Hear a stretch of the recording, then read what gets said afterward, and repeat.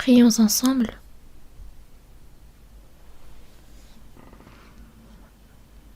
Dieu notre Père, qui est miséricordieux et qui nous aime, nous vivions éloignés de toi dans notre péché, mais tu as eu pitié de nous, et quand nous ne te connaissions pas, toi, Seigneur, tu es mort à notre place, et par ton sang précieux que tu as versé, tu nous as lavés de nos péchés éternellement, afin que nous ne recevions plus jamais ton jugement.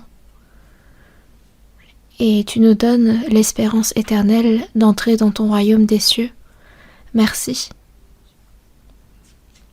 En cette heure, par ton sang précieux, nous qui avons été lavés par ce sang, nous sommes réunis ici pour apprendre ta parole, pour te louer. Et tu nous permets de communier dans ce troupeau saint. Merci. Enseigne-nous et donne à chacun la grâce dont nous avons besoin. Toutes les églises à l'étranger, toutes les églises dans ce monde et tous les frères et sœurs qui sont zélés dans la prédication de ton évangile, sois avec eux et remplis-les davantage de grâce, de sagesse et de puissance, afin qu'ils puissent être davantage courageux pour prêcher ton évangile et participer à l'œuvre de ton salut. Sois également avec tous ceux qui sont dans la maladie physique ou alors spirituelle. Rétablis-les afin qu'ils puissent vivre avec zèle pour toi. Tu nous donnes en ton temps la parole dont nous avons besoin et tu te manifestes à travers ta parole. Aide-nous à comprendre davantage quelle est ta volonté. Et ce monde se corrompt de plus en plus et se remplit de péchés. Et nous vivons dans un monde où nous ne savons même pas ce qui va se passer le lendemain. Et sans ton aide et sans ta puissance, nous ne pouvons survivre dans ce monde plein d'iniquités. Soutiens-nous dans notre faiblesse, afin que toute notre vie puisse te rendre gloire et te réjouir, et domine sur nos pensées et sur notre cœur. Et nous avons prié au nom du Seigneur Jésus. Amen. Nous allons chercher dans la Bible, dans Matthieu chapitre 5.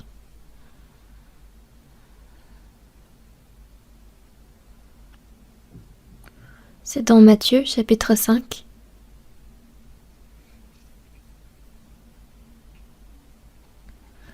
Matthieu chapitre 5, à partir du verset 1 jusqu'au verset 10, nous allons lire ensemble lentement. Voyant la foule, Jésus monta sur la montagne, et après qu'il se fut assis, ses disciples s'approchèrent de lui. Puis, ayant ouvert la bouche, il les enseigna et dit : Heureux les pauvres en esprit, car le royaume des cieux est à eux. Heureux les affligés, car ils seront consolés. Heureux les débonnaires, car ils hériteront la terre. Heureux ceux qui ont faim et soif de la justice, car ils seront rassasiés. Heureux les miséricordieux, car ils obtiendront miséricorde. Heureux ceux qui ont le cœur pur, car ils verront Dieu. Heureux ceux qui procurent la paix, car ils seront appelés fils de Dieu. Heureux ceux qui sont persécutés pour la justice, car le royaume des cieux est à eux.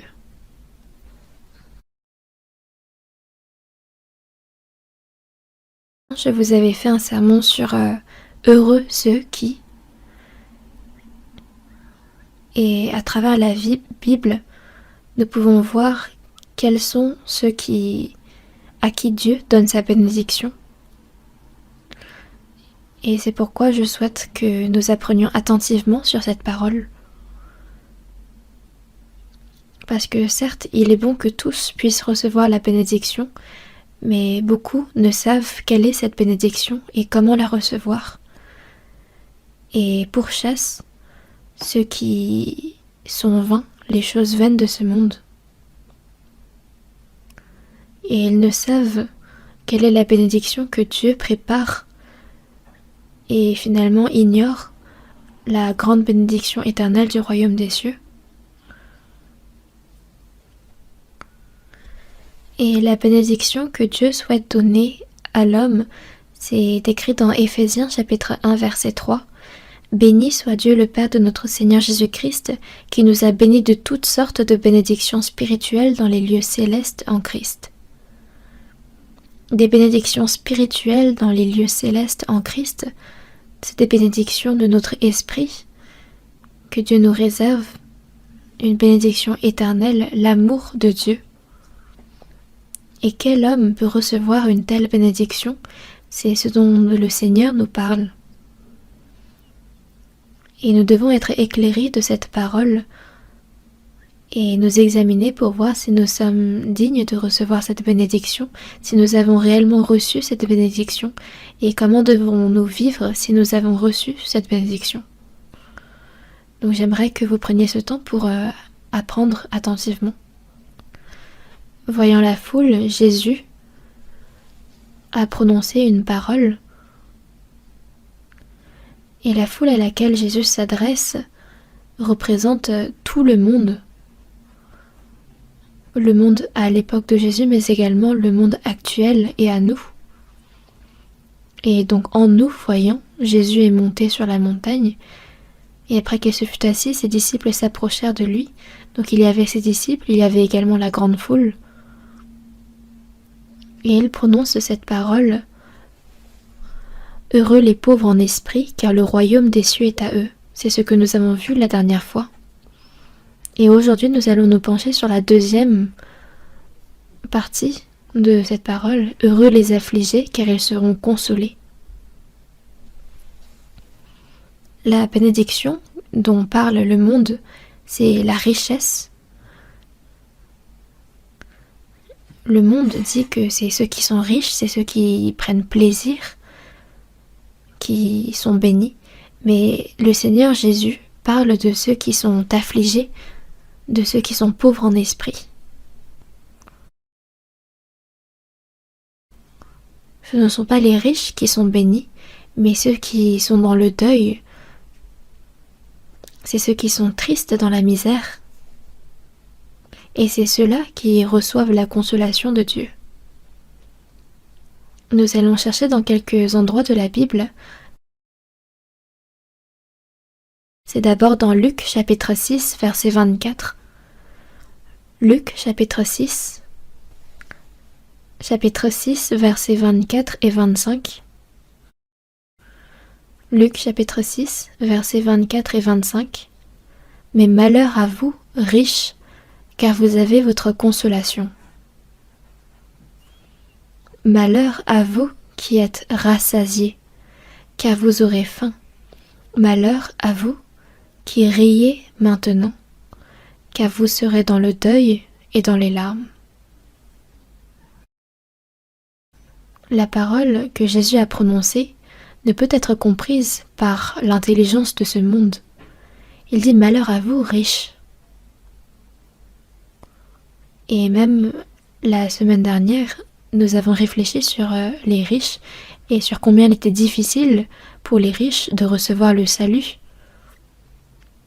Il est dit qu'il est plus difficile pour un riche de recevoir le salut qu'un chameau qui rentre dans une aiguille. Mais le riche peut recevoir le salut si son esprit est affligé. Avoir un esprit affligé, c'est de comprendre que on est entré dans ce monde les mains vides et qu'on repartira de ce monde les mains vides. Et c'est cela d'être humble, d'être affligé. Donc c'est celui qui connaît la misère et la vanité de ce monde et de la vie et qui recherche la grâce de Dieu qui peut recevoir le salut. Mais il est très difficile pour un riche d'avoir cet esprit humble et affligé. Et donc d'être riche charnellement, c'est de ne pas se rendre compte de la pauvreté de son esprit. Et ils n'ont même pas le temps de réfléchir à où va son âme après la mort. et ils se reposent sur leur propre argent et non pas sur la grâce de Dieu. Et c'est pourquoi il est difficile pour les riches de recevoir ce salut. Et nous le ressentons dans notre quotidien, n'est-ce pas? Et c'est pourquoi Jésus dit « Mais malheur à vous, riches, car vous avez votre consolation. » Car toute la richesse que Dieu veut donner à l'homme, ils l'ont déjà reçue dans ce monde. Et quand on regarde dans Luc chapitre 16, on voit que le riche et Lazare sont tous morts. Lazare est entré dans les bras d'Abraham et Lazare, lui, est entré dans le séjour des morts. Il était tellement en proie au tourment qu'il s'est écrié à Abraham. Il dit « Envoie Lazare pour qu'il trempe le bout de son doigt dans l'eau et me rafraîchisse la langue. » À quel point souffrait-il qu'il a prié Abraham de lui envoyer Lazare pour qu'il lui trempe le bout de son doigt dans l'eau? Et voici la réponse de Jésus. Toi, tu as reçu tes biens pendant ta vie, tu as été consolé tout le long de ta vie, alors que Lazare, lui, a eu ses maux pendant la sienne, et c'est pourquoi maintenant il est consolé et toi tu souffres. Et ensuite, il dit « Malheur à vous qui êtes rassasiés, car vous aurez faim. Malheur à vous qui riez maintenant, car vous serez dans le deuil et dans les larmes. »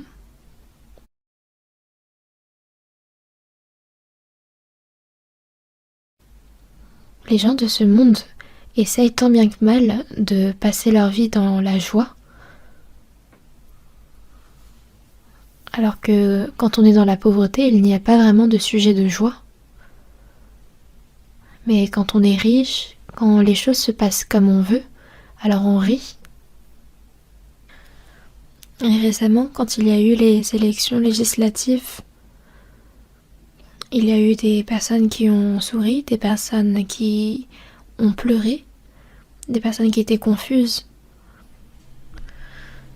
Mais de pleurer, de se réjouir, c'est des sentiments sur le moment, mais les personnes restent en prise sur cet instant.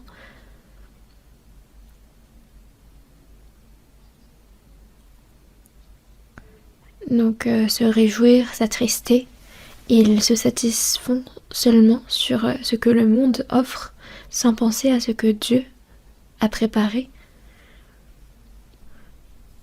Et on peut vraiment dire que nous avons pu recevoir le salut parce que nous étions pauvres. Et quand on voit les pays développés, c'est tellement difficile d'évangéliser les personnes. Ils refusent l'évangile. Et il en va de même pour la Corée. Quand on évangélise les riches, on a l'impression qu'ils écoutent la parole, mais au final, ils ne la reçoivent pas.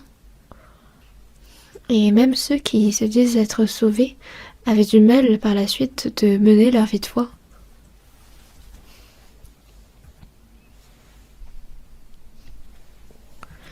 Il est dit « Heureux les affligés ». Et aujourd'hui, nous allons nous pencher sur ce qu'est être affligé.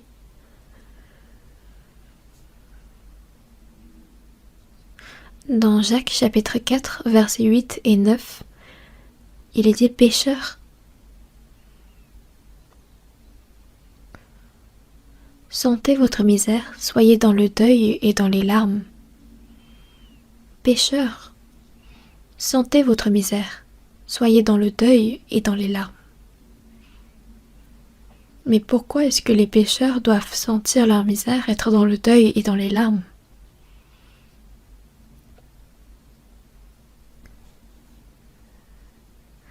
C'est parce qu'il faut savoir être triste de ce qui nous attend plus tard par son péché. Et ce n'est pas d'être triste, ce n'est pas d'être affligé ni dans le tourment parce que les choses dans ce monde iront mal. Mais c'est que à cause de ces péchés, il y a le jugement effrayant, le jugement éternel et la colère de Dieu qui nous attend. Et c'est pourquoi il nous faut être tristes. Et quand on regarde dans Psaume chapitre 51 verset 7, il y a le roi d'Israël, David, qui a commis un grand péché. Il a commis le péché de l'adultère Et pour cacher ce péché, il a commis également le péché du meurtre.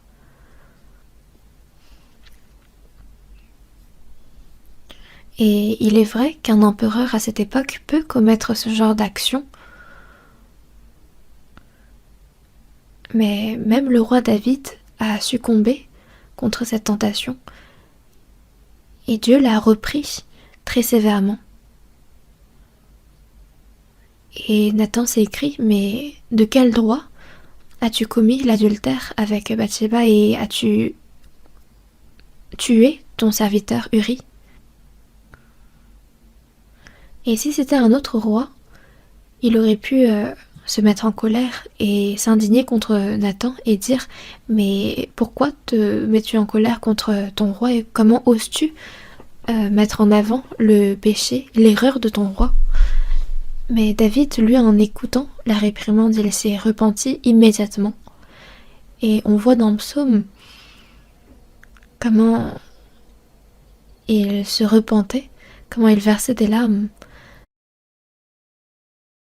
Après, il n'est pas écrit non plus dans la Bible qu'il a pleuré dans son lit, mais on voit comment il se repent sincèrement. Et dans Psaume chapitre 51, verset 7, il fait cette confession « Voici, je suis né dans l'iniquité ». La raison pour laquelle il pêche, c'est qu'il est né dans l'iniquité, et ma mère m'a conçu dans le péché. Et dans Psaume chapitre 58, verset 4, les méchants sont pervertis dès le sein maternel. L'homme est né dans le péché, et les menteurs s'égarent au sortir du ventre de leur mère. L'homme a cette nature pécheresse qui le fait pécher. Et David en a pris conscience, et c'est avec larmes qu'il s'est repenti dans sa prière devant Dieu. Et quand on regarde dans Psaume, chapitre 51, verset 19, que « Ô Dieu, tu ne dédaignes pas un cœur brisé et contrit. » Dieu ne dédaigne pas un cœur brisé et contrit, un cœur qui se repent de son péché. Dieu, au contraire, le pardonne. Et dans Psaume chapitre 34, verset 19, il est dit que l'Éternel est près de ceux qui ont le cœur brisé, et il sauve ceux qui ont l'esprit dans l'abattement. Ceux qui ont le cœur brisé à cause de son péché. C'est ceux-là que Dieu sauve. Et quand on regarde dans Psaume chapitre 59, verset 2, Dieu souhaite écouter la prière des hommes, mais ce sont vos crimes qui mettent une séparation entre vous et votre Dieu. C'est parce qu'en nous, il y a ce péché que, même si Dieu souhaite écouter l'homme, il ne l'écoute pas. C'est parce qu'il y a le péché, le crime entre Dieu et l'homme. Et dans Romains chapitre 3, verset 23, « Car tous ont péché et sont privés de la gloire de Dieu. » La raison pour laquelle Dieu a formé l'homme, c'est pour qu'il partage sa gloire et pour qu'il entre dans ce royaume des cieux. Mais par le péché, l'homme a formé lui-même une barrière, une séparation entre lui et Dieu. Et dans Romains chapitre 6, verset 23, « Car le salaire du péché, c'est la mort. » Et on parle ici d'une mort éternelle. Et quand on connaît ce fait, qu'est-ce qu'il faut faire? On ne sait pas quand on va mourir. Et quand on va mourir, si on sait qu'on va avoir ce jugement éternel qui nous attend, est-ce qu'on peut se satisfaire de ce monde? Nous ne pouvons que faire le deuil. Et c'est pourquoi dans Proverbes chapitre 28, verset 13, il est dit « Celui qui cache ses transgressions ne prospère point, mais celui qui les avoue et les délaisse obtient miséricorde. » Celui qui cache ses transgressions ne prospère point devant Dieu, mais celui qui les avoue et les délaisse obtient miséricorde. D'obtenir miséricorde, c'est de recevoir le pardon de ses péchés, d'être sauvé. C'est pourquoi l'homme, pour recevoir la grâce, le pardon de ses péchés devant Dieu, il doit absolument avoir ce cœur qui confesse ses péchés, qui les avoue et les délaisse. Nous allons chercher dans Ésaïe chapitre 57. Ésaïe chapitre 57, versets 15 et 16. Ésaïe chapitre 57, versets 15 et 16. Car ainsi parle le Très-Haut, dont la demeure est éternelle et dont le nom est saint. J'habite dans les lieux élevés et dans la sainteté, mais je suis avec l'homme contrit et humilié, afin de ranimer les esprits humiliés, afin de ranimer les cœurs contrits. Je ne veux pas contester à toujours, ni garder une éternelle colère, quand devant moi tombent en défaillance les esprits, les âmes que j'ai faites.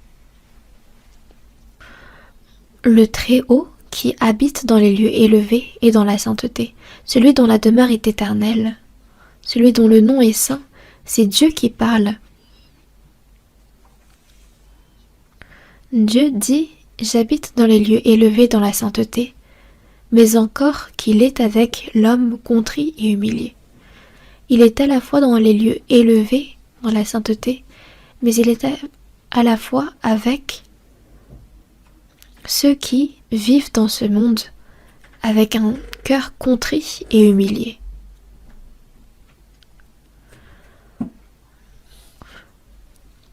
Il y a des personnes qui sont humbles devant les hommes et qui sont orgueilleux devant Dieu. Et ceux-là, c'est ceux qui prétendent être humbles devant les hommes, mais qui pensent être meilleurs par leurs actions.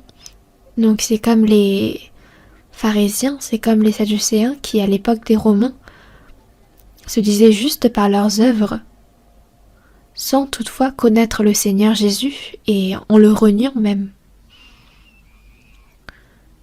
Donc ceux qui se disent être justes, ceux qui ne savent même pas à quel point ils sont pécheurs, c'est ceux-là qui sont orgueilleux.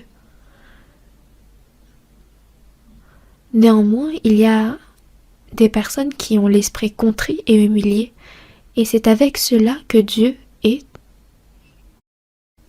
Et c'est ceux qui ont l'esprit humilié, c'est ceux qui ont le cœur contrit que Dieu sauve. Je ne veux pas contester à toujours, ni garder une éternelle colère. Et par le péché de l'homme et du monde, il permet à tous la maladie, la pauvreté, les changements climatiques, mais il ne conteste pas à toujours. Et à celui qui se repent, à celui qui a le cœur contrit, il ne garde pas une éternelle colère.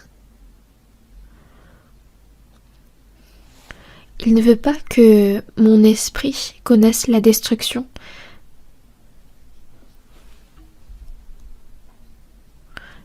Mais il a miséricorde envers nous tous, et il souhaite nous sauver. Et c'est pourquoi Jésus s'est manifesté dans ce monde. Et il dit dans Matthieu chapitre 3 verset 2, « Repentez-vous car le royaume des cieux est proche. » Le peuple d'Israël avait quitté le côté de Dieu et s'était perdu dans ses péchés. Il dit « Repentez-vous car le royaume des cieux est proche. » Le royaume des cieux, c'est Jésus. Même Jean-Baptiste s'écriait « Repentez-vous ».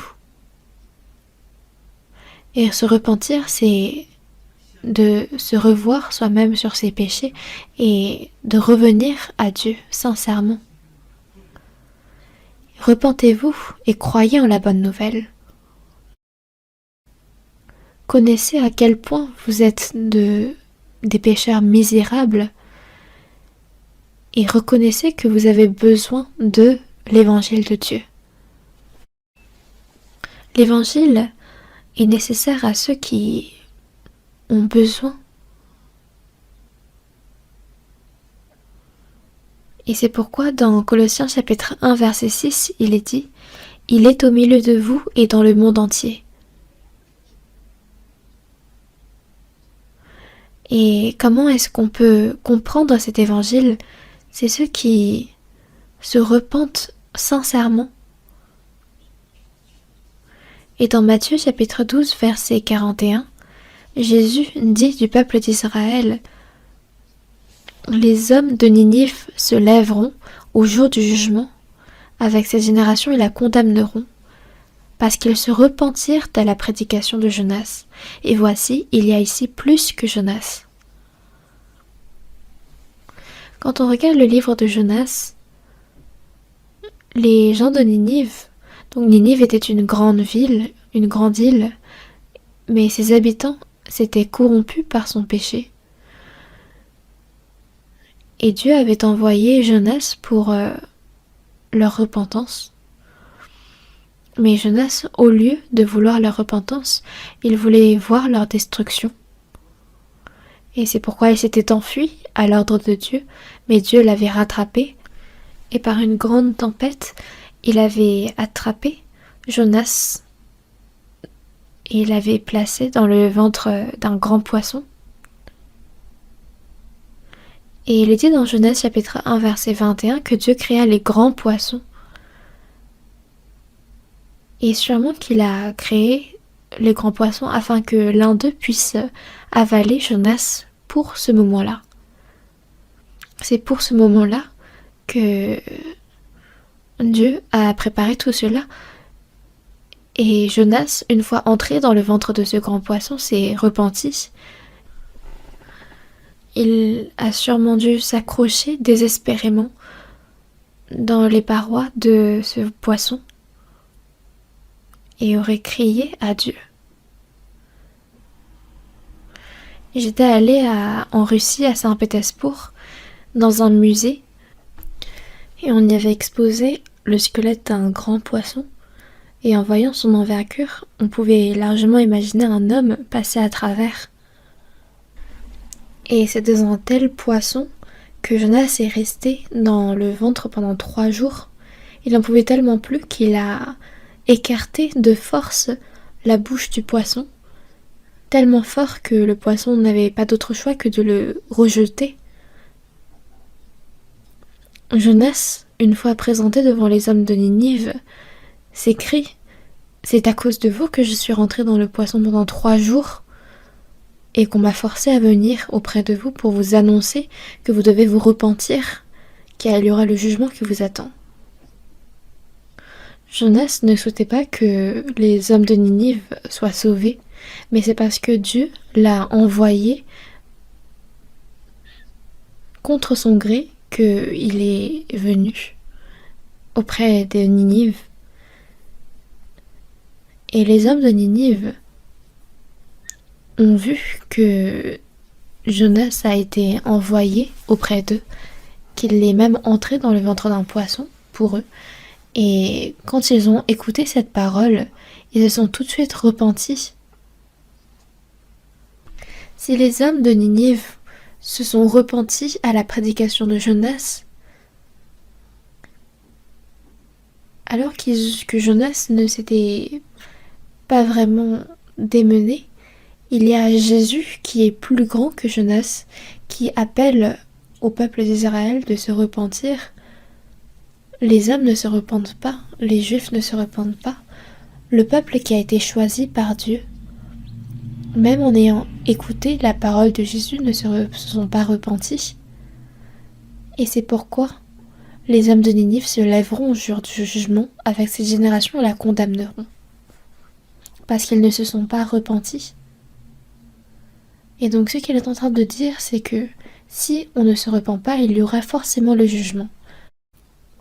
Et dans Luc chapitre 13, versets 4 à 5, Jésus dit encore « Ou bien, ces 18 personnes sur qui est tombée la tour de Siloé et qu'elle l'a tuée, croyez-vous qu'elles fussent plus coupables que tous les autres habitants de Jérusalem ? Non, je vous le dis, mais si vous ne vous repentez pas, vous périrez tous également. » Est-ce que c'est parce que elles étaient plus coupables, elles avaient plus de péchés que vous? Non, mais si vous, vous ne vous repentez pas, vous périrez également comme eux. Jésus a prononcé une parole forte, prophétisant la ruine de ceux qui ne se repentent pas. Et si nous, maintenant, nous connaissons qu'il y a ce jugement effrayant qui nous attend et cette colère de Dieu, alors il faut avoir un cœur qui demande sincèrement le pardon. Ce cœur affligé, c'est ce que Dieu veut. Et pour recevoir le salut, il faut absolument avoir ce cœur qui fait le deuil vis-à-vis de ses péchés, ce cœur affligé. Et quand on regarde dans Luc chapitre 15, verset 16, on voit que le fils prodigue dépense tout l'argent, tous les biens que son père lui avait confiés dans une ville lointaine. Il dépense tout, de telle sorte qu'il finit par se rassasier des carouches que mangeaient les pourceaux. Il n'avait absolument rien, et étant rentré en lui-même, il se dit « Combien de mercenaires chez mon père ont du pain en abondance, et moi, ici, je meurs de faim. Je ne peux mourir de faim de cette manière. Il faut maintenant retourner vers mon père. » Et c'est avec un cœur qui se repent sincèrement qu'il est retourné vers son père. Et tous les biens que son père lui avait confiés, il a tout dépensé. Mais le père, lui, ne se souciait de rien de cela et souhaitait simplement que son fils revienne. Et un jour qu'il se trouve à l'extérieur, il voit justement au loin un homme venir à lui qui ressemblait à un mendiant. Mais il l'a tout de suite reconnu et il se précipite à lui et demande à ses serviteurs d'apporter la plus belle robe et de l'en revêtir. Mais le fils répond « Je ne suis plus digne d'être appelé ton fils, traite-moi comme l'un de tes mercenaires. » Il avait commis un tellement grand péché qu'il ne se sentait moins digne qu'un serviteur. Mais le père le rassure en disant « Tu es mon fils ». Et c'est pourquoi il apporte la plus belle robe et l'en revêt. Il lui met un anneau au doigt, des souliers aux pieds, puis il fait amener le veau gras. « Mangeons et réjouissons-nous, car mon fils que voici était mort, et il est revenu à la vie. » Et c'est pour montrer à quel point Dieu est heureux quand un pécheur se repent et revient à lui. Et à ce pécheur qui revient à lui, il l'en revêt de sa plus belle robe, il lui met un anneau au doigt, des souliers aux pieds. Et cela signifie de ne plus jamais quitter le Père. Et à la place de ce fils prodigue qui était revenu à lui, il a tué ce veau gras. Et pour nous, pécheurs, qui ne méritions rien, Dieu a fait périr son Fils unique à notre place. Le Fils prodigue est retourné aux côtés de son Père. Il a été accepté de nouveau comme étant son Fils. Mais il ne faut pas que ce temps passé en deuil soit trop long. Il ne faut pas que le Fils prodigue reste éternellement dans le deuil et dans la misère. Mais il faut reprendre courage et se résoudre à revenir auprès de son Père. Pour se repentir, il faut se réexaminer de ses péchés, mais également revenir. Même Judas Iscario s'était réexaminé sur ses péchés.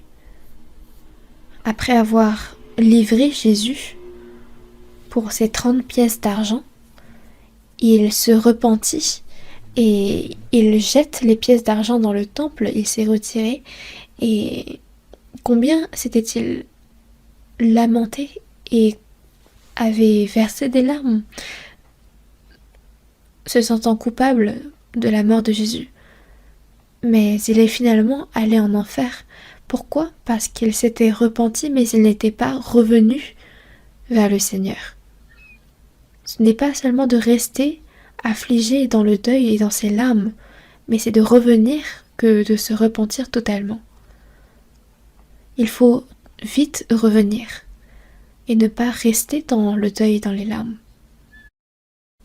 C'est de se repentir de ses péchés et de revenir dans les bras de notre Seigneur Dieu que de se repentir. Et dans Actes chapitre 2 versets 38 et 39, Pierre dit « Repentez-vous et que chacun de vous soit baptisé au nom de Jésus-Christ pour le pardon de vos péchés, et vous recevrez le don du Saint-Esprit. » Et ce jour-là, il y a 3000 personnes qui se sont repenties et qui ont reçu le salut. C'est ce qui est marqué dans Actes chapitre 2. Et c'est ce il est dit que chacun de vous soit baptisé au nom de Jésus-Christ pour le pardon de vos péchés. On reçoit le baptême quand on a reçu le salut. Donc c'est après avoir reçu le pardon de nos péchés qu'on est baptisé pour témoigner que l'on est bien né de nouveau au nom de Jésus-Christ. Et donc c'est une fois avoir reçu le salut qu'on reçoit ce baptême. Et dans Actes chapitre 3 verset 19, il est dit « Repentez-vous donc et convertissez-vous pour que vos péchés soient effacés, afin que des temps de rafraîchissement viennent de la part du Seigneur. » Il faut que vous vous repentez pour que vos péchés soient effacés. Et quand on reçoit le salut, il y a des temps de rafraîchissement qui viennent de la part du Seigneur. Et dans 2 Pierre, chapitre 3, verset 9, c'est l'apôtre Pierre qui dit « Mais il use, ici Dieu, use de patience envers vous, ne voulant pas qu'aucun périsse, mais voulant que tous arrivent à la repentance. » Un jour comme 1000 ans et 1000 ans comme un jour, Dieu use de patience pour que tous reçoivent le salut. Et combien Dieu est patient et patiente pour tous les hommes de ce monde. Avant la venue de Jésus, il y a eu tellement de prophètes qui ont été envoyés de la part de Dieu pour annoncer son salut, pour annoncer cette repentance et de croire. Et cet évangile est prêché encore maintenant jusqu'à nos jours. Et si l'on ne se repent pas, cet évangile ne peut être reçu. C'est ceux qui acceptent qu'ils ont une maladie et qui cherchent la guérison, qui pourront ensuite recevoir un traitement et qui pourront ensuite trouver le médecin qui pourra les guérir. Et de la même façon, ce sont les pécheurs qui se rendent compte de leur état de pécheur et qui cherchent à être sauvés, qui pourront ensuite recevoir le salut du Seigneur. C'est seulement ceux qui cherchent et qui demandent qui pourront recevoir le salut. Mais ceux qui ne se repentent pas, il y a des paroles effrayantes qui leur est réservées. C'est parce qu'ils ne se repentent pas qu'ils ne reçoivent pas le salut. On va voir ensemble le psaume. Psaume chapitre 7.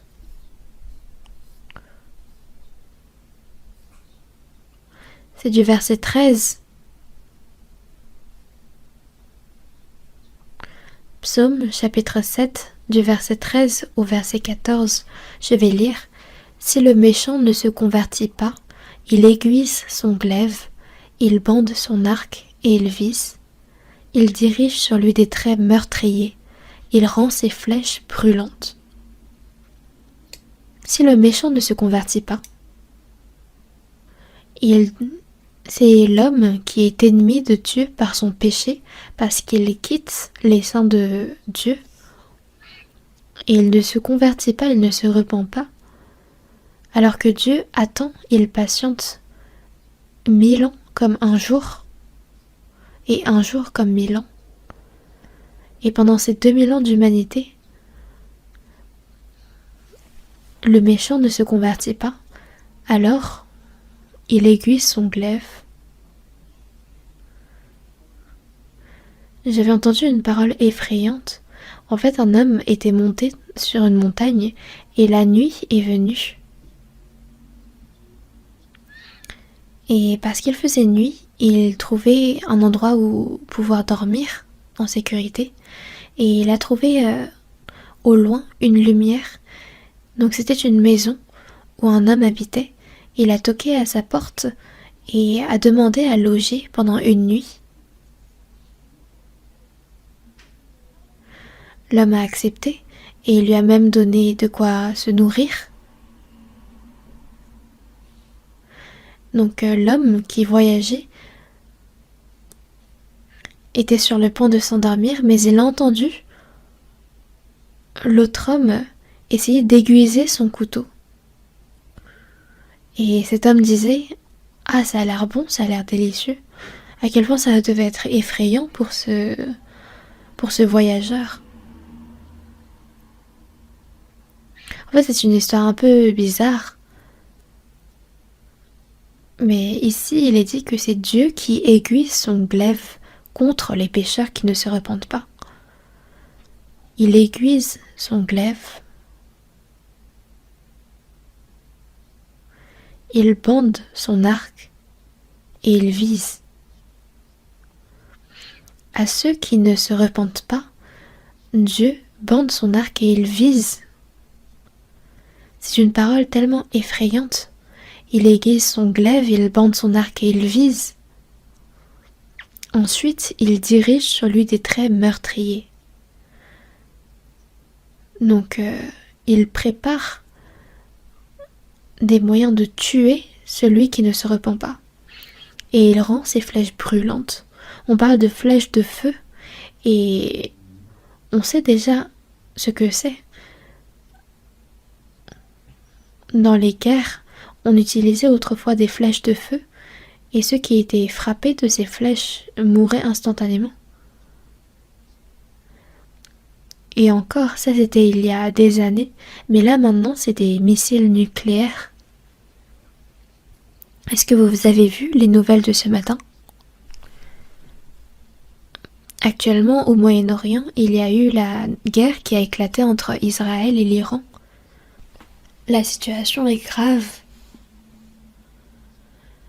Israël a attaqué l'ambassade d'Iran avec des missiles et il y a eu 5 grandes figures politiques qui sont mortes.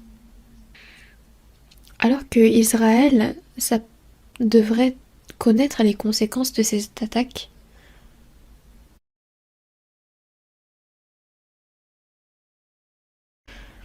La situation est vraiment grave. Et quand on regarde dans Ézéchiel chapitre 38 vers la fin, il est dit que quand la Russie va s'attaquer à Israël, il y aura Iran qui va prendre les devants de la guerre. Dans la Bible, l'Iran, c'est l'ancienne Perse. Le nom du pays a été changé en Iran au cours de l'histoire de l'humanité. Et tous les pays du Nord et la Russie communiste vont s'attaquer en Israël à la fin du monde. Et à ce moment-là, c'est l'Iran qui va prendre les devants de la guerre. Le développement de l'arme nucléaire a été fait dans l'idée de détruire Israël. Et c'est pour ça qu'ils ont déjà assassiné plusieurs scientifiques, plusieurs ingénieurs qui travaillaient dans le développement de cette arme nucléaire. Et quand Israël fait la guerre contre Hamas, même les États-Unis sont intervenus à 3 reprises pour le cessez-le-feu, mais ça n'a aucun effet. Et bientôt, quand la Russie va s'attaquer à Israël, il y aura l'Iran qui va également intervenir. Les États-Unis vont alors intervenir et alors il y aura cette dernière guerre qui éclatera. Et on pourrait penser que on est arrivé à un prélude de cette 3e guerre mondiale. Quand on regarde les nouvelles à la télévision, il y a vraiment des missiles qui volent partout, ça et là. Dans Ésaïe chapitre 50 verset 11, il est dit: Voici vous tous qui allumez un feu et qui êtes armés de torches. Les hommes se tuent et se meurent par leurs torches enflammées. Sodome et Gomorrhe ont été massacrés, détruits par le feu et le soufre. Mais il est dit que maintenant, le monde d'aujourd'hui sera détruit par le feu et le soufre. Mais il n'a même pas besoin que le feu et le soufre viennent du ciel, car déjà, avec les missiles nucléaires qui existent de nos jours, ils sont suffisants pour détruire le monde plus de 100 fois. Ce n'est même pas une fois, mais 100 fois que le monde peut être enflammé. C'est ce que les scientifiques attestent, et ce, en 30 minutes. La fin de ce monde approche. Toi tu meurs, je meurs, que tout le monde meure. Mais qu'en est-il? Les hommes se disent encore, mais certes, mais peut-être. Mais nous les chrétiens, nous devons nous ressaisir. Ceux qui ne se repentent pas jusqu'à la fin, alors que l'évangile est prêché dans le monde entier.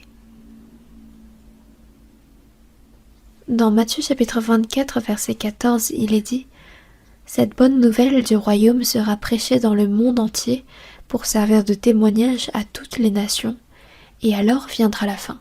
Donc il y aura le jugement. Et comment? Autrefois c'était à travers les eaux, mais maintenant ce sera à travers le feu. C'est une parole que l'on peut ressentir. Tout a été préparé, la fin de toute chose est proche. Et les hommes vont aller au milieu de leur feu et de leurs torches enflammées. Mais les hommes de ce monde n'y pensent pas, ne se posent pas pour réfléchir et vivent en pensant que ce monde va durer des milliers d'années encore. Et ils poursuivent des choses vaines de ce monde en cherchant la joie ici. Alors qu'il nous faut nous préparer à déménager au royaume des cieux. Mais il y a des personnes qui ont reçu le salut mais qui ne se ressaisissent pas. Et c'est pourquoi dans 1 Pierre chapitre 4 verset 7, il est dit: La fin de toute chose est proche. Soyez donc sages et sobres pour vaquer à la prière.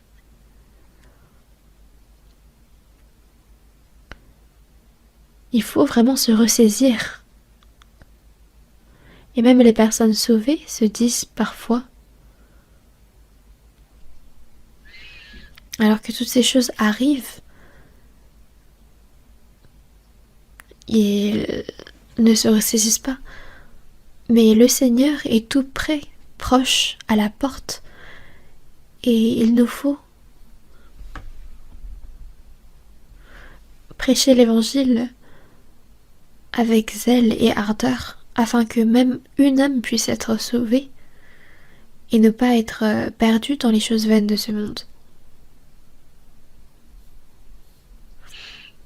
Et c'est pourquoi dans Jean chapitre 3 verset 18, il est dit: Celui qui croit en lui n'est point jugé, mais celui qui ne croit pas est déjà jugé, parce qu'il n'a pas cru au nom du Fils unique de Dieu.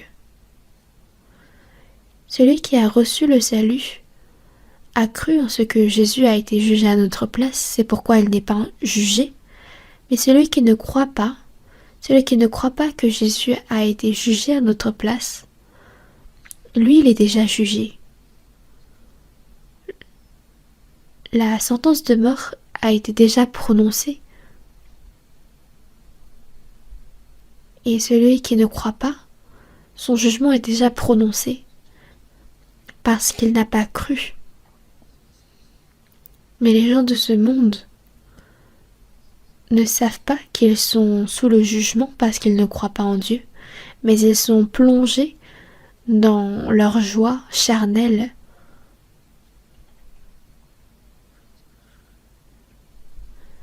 Et veulent oublier le destin tragique qui les attend après leur mort.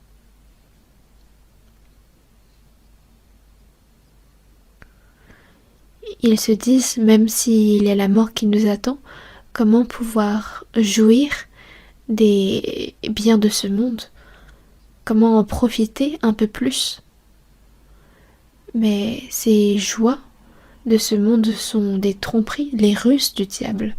Et quand on voit dans Proverbes chapitre 14 verset 13, au milieu même du rire, le cœur peut être affligé et la joie peut finir par la détresse.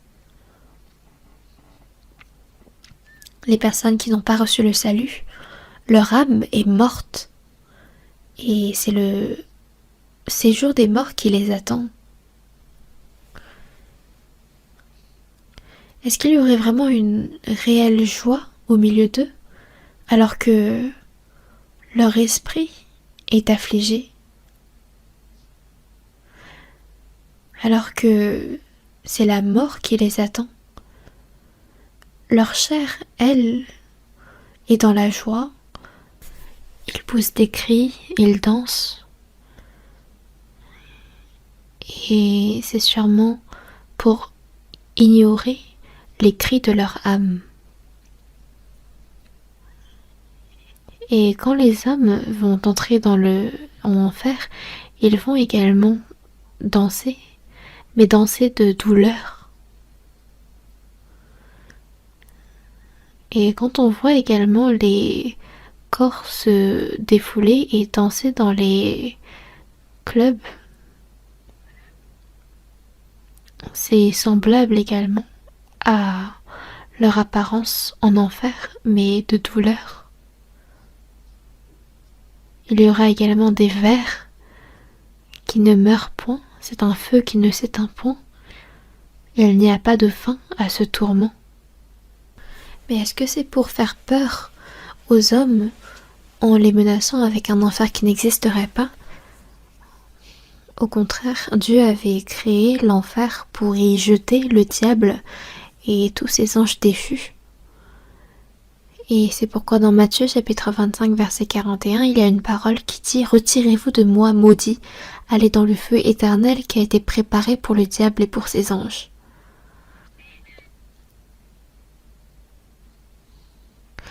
Et Jésus dit dans Luc chapitre 7 verset 32, « Ils ressemblent aux enfants assis dans la place publique et qui, se parlant les uns aux autres, disent « Nous vous avons joué de la flûte et vous n'avez pas dansé. » Alors qu'on joue de la flûte, on devrait danser, mais il reste immobile. Et quand nous vous avons chanté des complaintes, vous n'avez pas pleuré. Alors que Jean-Baptiste était venu du désert en s'écriant « Repentez-vous », il s'est écrié jusqu'à s'égosiller, mais les Juifs l'insultaient simplement. Ils disaient « Il est fou ». Le Fils de l'homme est venu, mangeant et buvant, et il dit « C'est un mangeur et un buveur, un ami des publicains et des gens de mauvaise vie ». Jésus est en train de jouer de la flûte de l'évangile, et en le voyant, il fallait se réjouir car il est venu pour nous pécheurs. Mais les pharisiens, le voyant manger et boire, et le traitaient comme un mangeur et un buveur, un ami des publicains et des gens de mauvaise vie.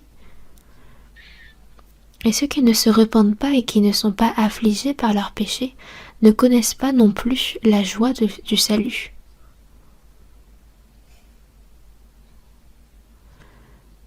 Donc il y a une parole qui s'adresse à ceux qui ne se repentent pas, c'est dans Romains chapitre 2. On va chercher ensemble Romains chapitre 2, verset 4. Versets 4 et 5, on va voir ensemble. Romains chapitre 2, versets 4 et 5. Ou méprises-tu les richesses de sa bonté, de sa patience et de sa longanimité, ne reconnaissant pas que la bonté de Dieu te pousse à la repentance? Mais par ton endurcissement et par ton cœur impénitent, tu t'amasses un trésor de colère pour le jour de la colère et de la manifestation du juste jugement de Dieu.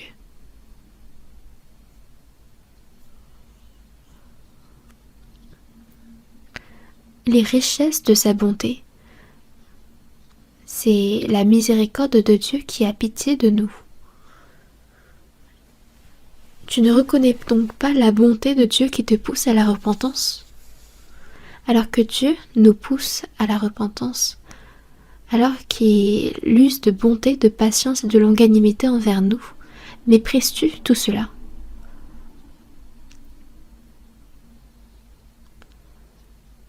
La bonté, la patience et la longanimité que Dieu manifeste envers nous les pécheurs, il y en a certains qui méprisent tout cela. Dieu a envoyé son Fils unique dans ce monde pour mourir sur la croix, et les hommes le méprisent. Quand les Américains sont venus en Corée, par exemple, autrefois, quand les Coréens se présentaient devant les Américains, ceux-ci les insultaient en disant « Jesus Christ ». Et je me demandais qu'est-ce que cela pourrait bien signifier, mais s'ils utilisaient Jesus Christ comme une insulte. C'était comme dire mourez comme Jésus-Christ. Et en fait, ils utilisent ce nom pour insulter, pour maudire, alors que c'est eux les maudits. C'est vraiment incroyable.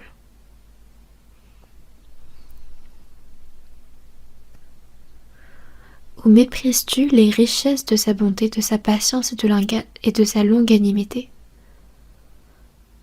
Il méprise Dieu, mais par ton endurcissement et par ton cœur impénitent, à quel point sont-ils endurcis? Alors qu'on leur dit « crois, écoute et crois », certains répondent « non, moi je ne croirai pas. Et si je dis ne pas croire, alors je ne croirai pas jusqu'au bout, jusqu'à la mort. » Et j'étais en train d'évangéliser à Daegu.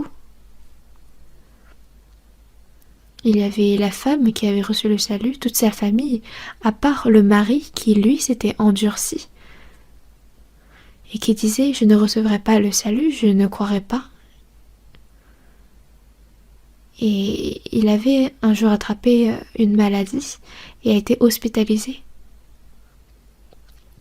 Et c'est juste avant de mourir qu'il s'est repenti devant Dieu et qui a reçu le salut.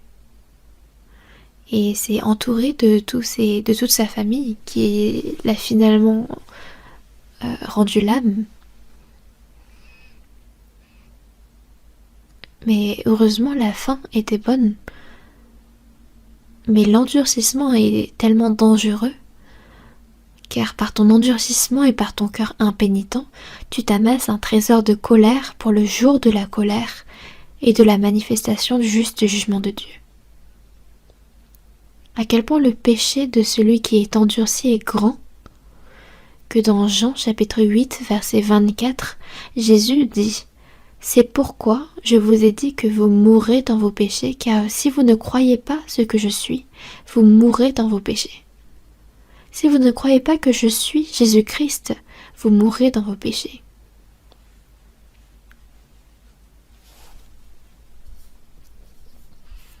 Ce n'est pas parce que les péchés sont trop nombreux que l'homme va en enfer, mais c'est parce qu'il ne croit pas, c'est parce qu'il ne reçoit pas le fait que Jésus est le Christ qu'ils vont en enfer.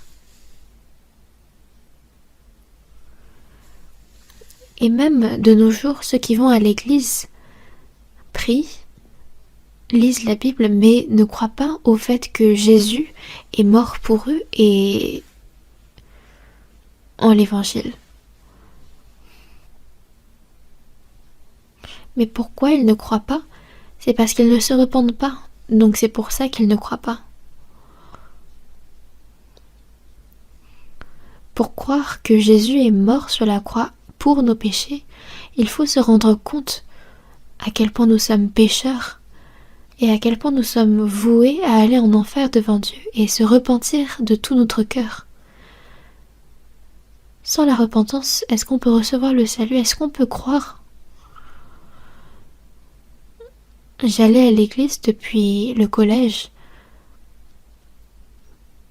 mais ce n'était pas pour croire en Jésus que j'y allais, mais c'était parce que mon école était de base religieuse, que j'ai commencé à étudier la Bible, et j'en suis venue à croire que Dieu est véritablement le créateur des cieux et de la terre, que la Bible est réellement la parole de Dieu, et j'en venais à croire également qu'il existait un paradis et un enfer. Mais je n'avais toujours pas l'assurance d'aller au royaume des cieux. Je devais vivre avec zèle, mais je n'arrivais pas à vivre avec zèle pour autant. Je m'efforçais de vivre selon la parole, mais je n'y arrivais pas, je n'en avais pas la force, donc je priais avec des larmes, et je me souciais beaucoup à propos de mes péchés. Mais en fréquentant du coup l'école religieuse de théologie, on m'a confié un rôle important. Et parce que j'étais encore jeune, il y avait énormément de jeunes également dans l'église. Et j'en suis venue à apprendre un jour que je n'étais pas réellement née de nouveau. Et Jésus lui-même avait dit que pour entrer dans le royaume de Dieu, il faut naître de nouveau. Recevoir le salut, naître de nouveau et recevoir la vie éternelle, c'est la même chose. Et pour entrer dans le royaume des cieux, il faut naître de nouveau en Jésus-Christ. Il y a un jour où la chair naît et il y a également un jour pour la naissance de notre esprit. Et avant que je connaisse cela, il n'y avait aucun moment dans ma vie où mon esprit est né de nouveau. J'allais à l'église, je louais Dieu, je versais des larmes pour lui, mais rien n'était semblable à cette notion de naître de nouveau. Et finalement, j'ai compris que je ne suis jamais née de nouveau. Mais il y a eu un pasteur qui était venu prêcher l'évangile. J'écoutais ce qu'il disait. Et il s'était écrié à un moment: êtes-vous né de nouveau? C'était une parole que j'avais écoutée pour la première fois. Et il y a un jeune homme qui était assis au milieu, qui me regarde, il me fixe du regard et il me dit: assistant, monsieur l'assistant, est-ce que vous êtes né de nouveau également? Et je me souviens encore maintenant du choc que j'avais ressenti à ce moment-là. Est-ce que c'est une question qu'il faut me poser en plein milieu du sermon? Et du coup, je lui avais un peu répondu précipitamment: oui, bien sûr. C'est ainsi que je lui ai répondu, tout simplement. Mais je n'avais plus du tout envie de prêcher de nouveau, parce que je n'avais pas moi-même l'assurance du salut. Et c'est pourquoi j'étais tourmentée en silence. Mais c'est le 30 octobre 1962, à 18h du soir, que j'ai compris au fond de moi-même quel était l'évangile et j'ai reçu le salut. Je suis née de nouveau. Mais c'est parce que j'étais tourmentée et parce que je me souciais de mon âme que Dieu m'a permis de recevoir le salut. Dans 2 Corinthiens, chapitre 7, verset 10, il est dit: en effet, la tristesse selon Dieu produit une repentance à salut dont on ne se repent jamais, tandis que la tristesse du monde produit la mort. Il y a une tristesse selon Dieu. Une tristesse selon Dieu produit une repentance à salut dont on ne se repent jamais. Et qu'est-ce que la tristesse selon Dieu? C'est de comprendre à quel point on est pécheur devant Dieu, et c'est de demander, de prier la grâce de Dieu. Et nous avons besoin de cette tristesse. et alors elle produira une repentance à salut dont on ne se repent jamais. Tandis que la tristesse du monde produit la mort. La tristesse du monde produit la mort. Même ceux qui ont reçu le salut, même en ayant reçu le salut, s'ils vivent une vie qui n'est pas selon la volonté de Dieu, il faut se repentir. Alors qu'on a reçu le salut selon la volonté de Dieu, il faut continuer à vivre selon la volonté de Dieu. Afin que vous discerniez quelle est la volonté de Dieu, ce qui est bon, agréable et parfait. C'est en quoi consiste notre vie de foi après le salut.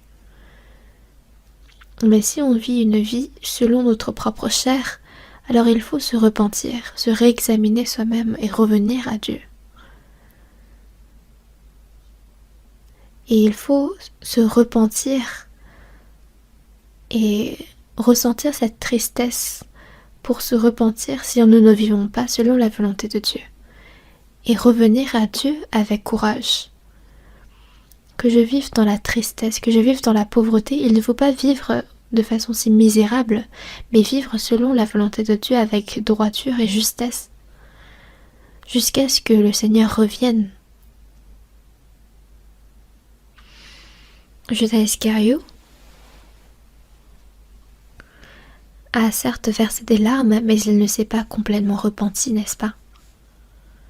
Et c'est pourquoi, selon ce que Jésus dit, « Malheur à l'homme par qui le Fils de l'homme est livré, mieux vaudrait pour cet homme qu'il ne fût pas né. S'il n'était pas né, il ne serait pas allé en enfer. » Mais quand Jésus est mort sur la croix, il y a eu 2 malfaiteurs qui étaient crucifiés avec lui à ses 2 côtés.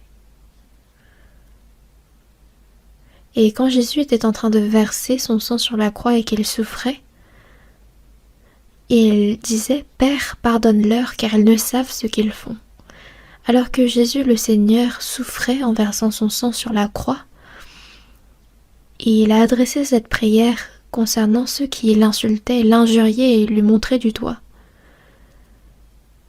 Et les malfaiteurs qui étaient crucifiés à ses côtés l'ont injurié également, en disant « N'es-tu pas le Christ ?» Alors que cet homme supposé sans péché, pourquoi mourrait-il? Alors qu'il prie Dieu de pardonner ceux qui sont en train de l'injurier, qui est-il? Et il y en a un qui a véritablement compris qui était cet homme, ce Jésus qui mourait pour les pécheurs, alors qu'il n'avait aucun péché. Donc l'un de ces malfaiteurs a changé de cœur tout à coup. L'autre, lui, continuait à insulter Jésus en disant « N'es-tu pas le Christ? Sauve-toi toi-même et sauve-nous également. » Et même en mourant, ce malfaiteur continue à injurier Jésus-Christ et à le tenter. Jésus, de son vivant sur cette terre, a guéri les malades, il a fait voir les aveugles, il a guéri les boiteux. Mais toi, tu ne peux pas te sauver toi-même. Et l'autre malfaiteur a sévèrement réprimandé l'autre en disant « Ne crains-tu pas Dieu, toi qui subis la même condamnation ?» C'est parce qu'il y a un jugement éternel après la mort que cet homme qui n'a pas de péché est en train de mourir pour nous. Pour nous, c'est justice car nous recevons ce qu'on a mérité. Mais celui-ci n'a rien fait de mal, et ne vois-tu pas cela? Et ensuite, il s'adresse à Jésus en disant « Souviens-toi de moi, Seigneur, quand tu viendras dans ton règne. » Et si j'étais Jésus, moi je l'aurais insulté en disant « Mais toi qui ne vaux pas mieux que rien,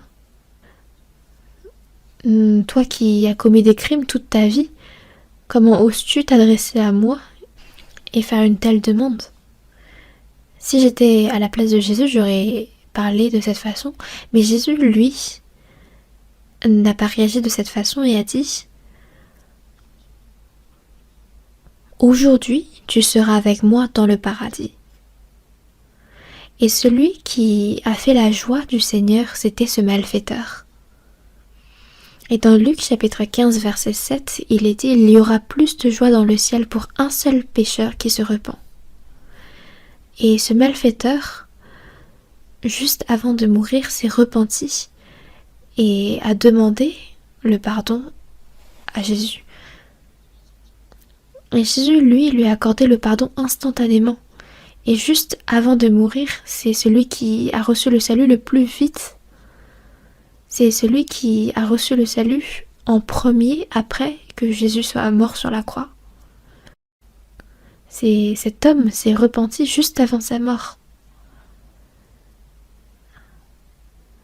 Un malfaiteur, en mourant, n'a pas réfléchi sur son âme et est mort dans cet état-là, alors que l'autre s'est soucié de où il irait après la mort et a demandé pardon au Seigneur. Donc vous pensez que ce malfaiteur qui s'est repenti est allé au royaume des cieux? Oui, il y est allé, c'est une chose sûre. Celui qui ne réfléchit pas profondément sur son péché et ne se repent pas ne peut recevoir le pardon des péchés. Car il a commis ce péché de ne pas revenir à Dieu. Et dans la Bible, il y a plein de paroles qui appellent à revenir auprès de Dieu. Dans Ésaïe chapitre 44 verset 22, « J'efface tes transgressions comme un nuage et tes péchés comme une nuée. Reviens à moi, car je t'ai racheté. » J'ai effacé tes transgressions, donc il suffit pour toi de revenir à moi. Mais il y a même des personnes qui vont à l'église qui ne reviennent pas à Dieu. Nous étions voués à mourir éternellement.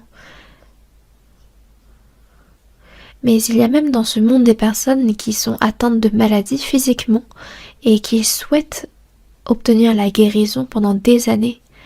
Et s'il existait un médecin qui pouvait le guérir, ce serait tellement bien, mais pour notre âme et pour cette mort éternelle qui nous attend, il y a le Seigneur et sa grâce qui existent.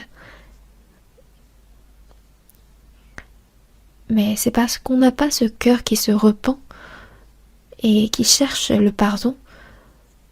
C'est pour cela qu'on ne peut pas recevoir le salut. Et dans Ésaïe chapitre 1 verset 18, il est dit: « Venez et plaidons, dit l'Éternel. Si vos péchés sont comme le cramoisi, ils deviendront blancs comme la neige. » Ils disent: venez et plaidons, mais les pécheurs ne reviennent pas. Alors que Dieu pardonne n'importe quel péché.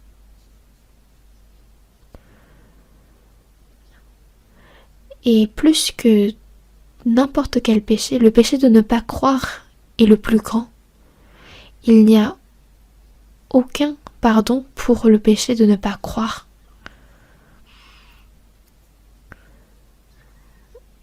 La croix de Jésus a pardonné tous les péchés.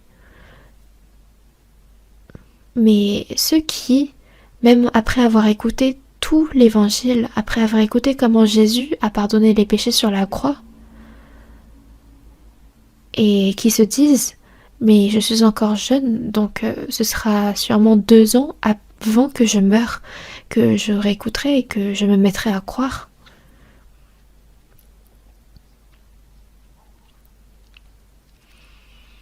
Parce que ceux-là se disent ne pas avoir de temps pour réfléchir à leur âme, pour réfléchir au salut. Mais ils se tournent entièrement sur les soucis de l'argent, sur les soucis du plaisir charnel. Mais ceux qui ont des désirs portés sur ces choses-là ne pourront recevoir le salut, car ils ne se sont pas repentis. Ceux qui ne se repentent pas ne peuvent recevoir le salut. Donc il y a ce péché de ne pas revenir à Dieu. Heureux les affligés, car ils seront consolés. Ici, quelle est cette consolation dont on parle? On ne parle pas ici de la consolation vue par le monde. On ne parle pas d'une consolation comme, par exemple, liée au souci du travail. Une personne qui a perdu son travail pourrait penser, en regardant cette parole, d'être rassurée, d'être consolée. Mais est-ce que c'est de cela qu'on parle? Par exemple, par un accident soudain, toute la famille est morte.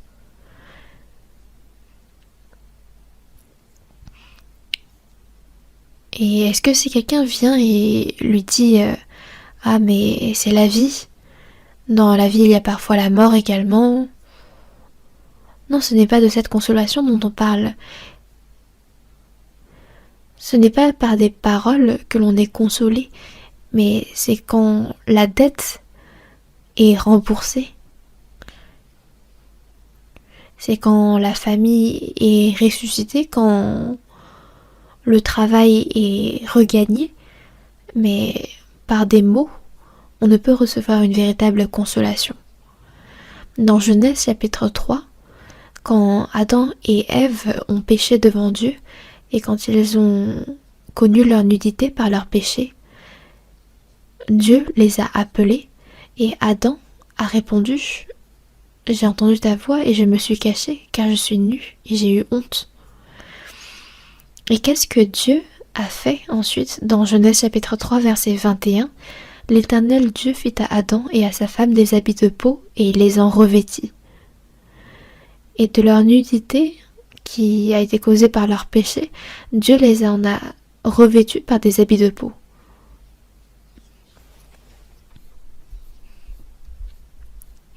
Et cela reflète comment Jésus est mort sur la croix et a couvert nos péchés par son sang. Et il a donné à Adam et Ève, mais également aux pécheurs, cette voie de repentance et cette voie qui mène au pardon des péchés. Je ne veux pas contester à toujours ni garder une éternelle colère quand devant moi tombent en défaillance les esprits, les âmes que j'ai faites. Et selon cette même promesse qu'il a faite également dans Ésaïe chapitre 43 verset 25, c'est moi qui efface tes transgressions pour l'amour de moi, et je ne me souviendrai plus de tes péchés. Dans Ésaïe chapitre 40 versets 1 et 2, il dit également « Consolez, consolez mon peuple, dit votre Dieu, que sa servitude est finie, que son iniquité est expiée, qu'elle a reçu de la main de l'Éternel au double de tous ses péchés. » Donc consoler, mais comment? Comment consoler son peuple? C'est de lui dire que sa servitude est finie. Et à l'Occident, s'il n'y a pas de... sauf exception, la sentence de mort est terminée. Elle a disparu. Mais il y a par exemple des sentences d'emprisonnement pendant 50 ans maximum. D'autres qui doivent servir 300 ans de prison parfois.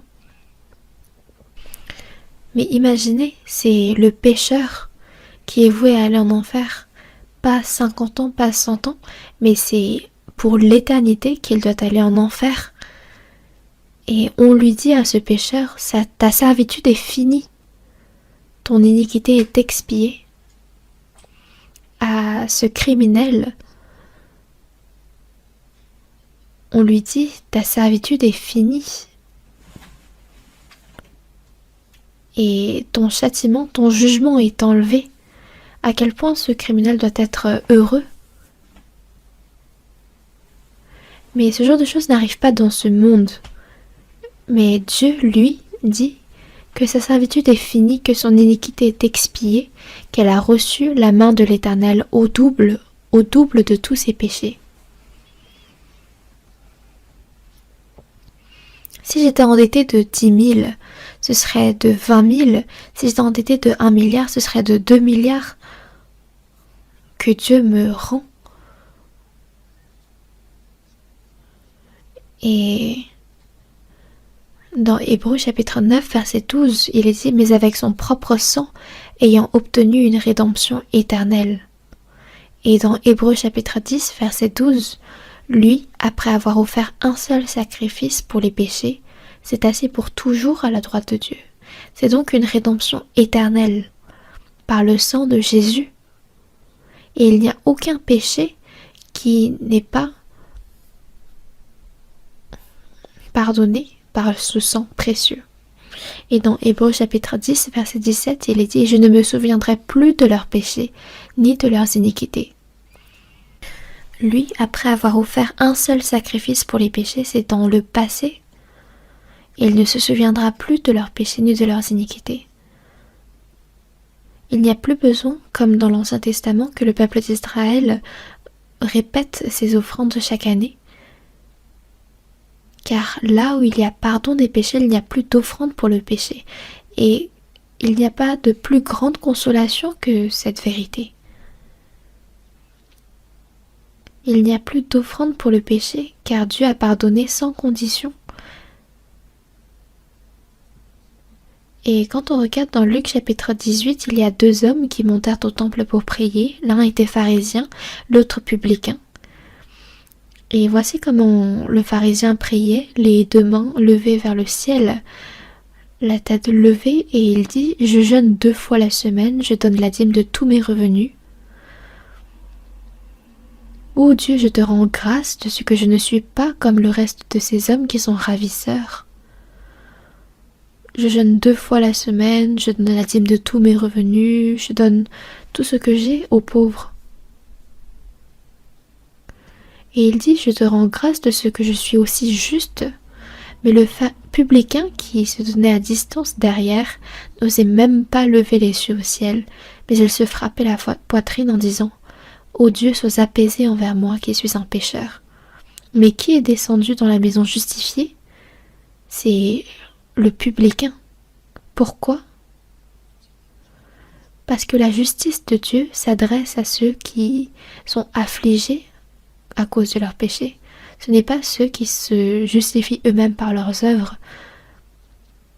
mais ceux qui se disent saints ne sont pas les destinataires de sa grâce. Mais c'est une grâce de Dieu qui s'adresse à ceux qui sont affligés et qui demandent sa grâce. On va chercher dans 2 Thessaloniciens. 2 Thessaloniciens, chapitre 2. Chapitre 2, verset 16.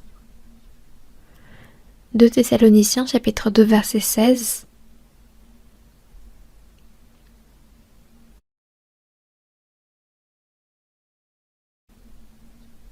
Nous allons lire ensemble que notre Seigneur Jésus-Christ lui-même est Dieu notre Père qui nous a aimés et qui nous a donné par sa grâce une consolation éternelle et une bonne espérance. Encore le verset 17. Console vos cœurs et vous affermisse en toute bonne œuvre et en toute bonne parole.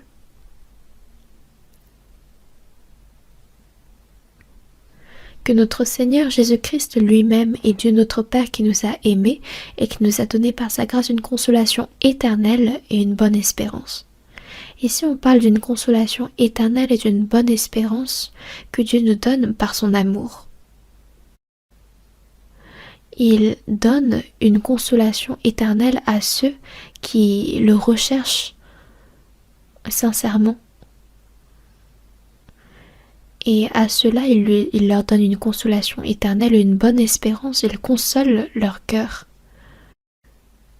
Et ceux qui reçoivent justement cette promesse et cette grâce du salut, c'est à eux que s'adresse 1 Pierre chapitre 1 versets 3 et 4. Béni soit Dieu le Père de notre Seigneur Jésus-Christ, qui selon sa grande miséricorde nous a régénérés pour une espérance vivante, par la résurrection de Jésus-Christ d'entre les morts, pour un héritage qui ne peut ni se corrompre, ni souiller, ni flétrir, lequel vous est réservé dans les cieux. Et dans 1 Pierre chapitre 1 versets 8 et 9, on parle ici de se réjouir d'une joie ineffable et glorieuse, parce que vous obtiendrez le salut de vos âmes pour prix de votre foi. Cette joie ineffable et glorieuse par laquelle Dieu nous a sauvés de nos péchés. Cette consolation éternelle, cette bonne espérance, cette joie que Dieu nous a donnée dans notre cœur, il faut s'en souvenir et vivre avec cette espérance et cette consolation. Ceux qui n'ont pas reçu le salut, ils souhaitent ardemment qu'ils aient un cœur de deuil vis-à-vis de leurs péchés et qu'ils reçoivent cette consolation. Et la semaine prochaine, à travers la retraite de printemps que nous aurons, je crois en ce que ce sera une occasion pour le salut de nombreuses âmes encore, et j'aimerais que tous puissent participer à cette œuvre. Nous allons prier. Dieu notre Père qui est miséricordieux, nous vivions loin de toi dans nos péchés, mais tu as eu pitié de nous et tu nous as aimés. Et Jésus est mort à notre place, il a versé son sang précieux et il nous a pardonné éternellement, alors que nous n'en étions pas dignes. Merci.